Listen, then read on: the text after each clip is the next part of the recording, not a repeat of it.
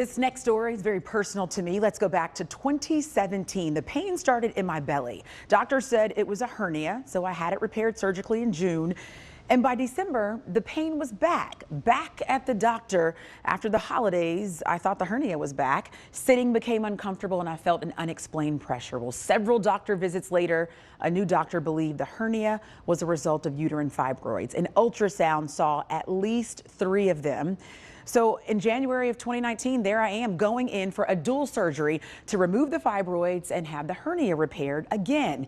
And when they were out, many more than 3.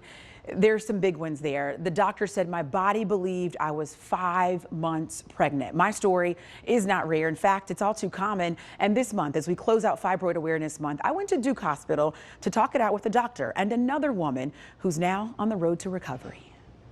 I started having just pain out of nowhere. Crystal Baldwin is a registered nurse whose health issues started in her 20s. The heavy cycles. I had to pee all the time. When she hit 30, she found herself on the other side of healthcare. I was at work and I stood up and it was just blood pretty much everywhere. Many years later, she learned the heavy bleeding she experienced for so long was an unfortunate and inconvenient byproduct of uterine fibroids. Fibroids are benign growths, so non-cancerous growths in the muscle layer of the uterus. By definition, it all sounds harmless. But Dr. Melody Baldwin, an obstetrician and gynecologist with Duke Women's Health Associates, where Crystal was treated, says while fibroids are incredibly common, they can take a toll on women. I think some people feel a sense of despair and also some isolation. And she goes on to say Black women suffer more as fibroids are 2 to 3 times more common for them. Chronic stress, we know, is an independent risk factor for fibroids and severity of symptoms.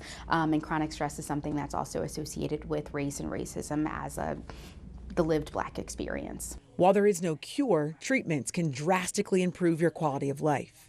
Crystal tried all of her options, medication, a small procedure, but then surgery became her best option. Today is the day I get my fibroids removed. Crystal recording a video and taking a smiling selfie before her life-changing surgery. They removed 15 and I'm so happy that I got them removed.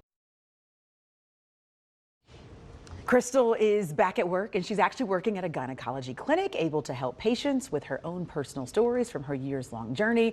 And Steve, Crystal and Dr. Baldwin and I chatted about maybe starting some sort of support group for women, because for so many people, you don't know what it is initially. And like me, it started as a hernia and 2 years later, finally having a surgery. What a great idea to get together and demystify it to some degree for women, because there's a lot of pain associated with it and it can be a very concerning journey to go down. So thanks to Crystal for sharing her story with us. Thanks to you for sharing.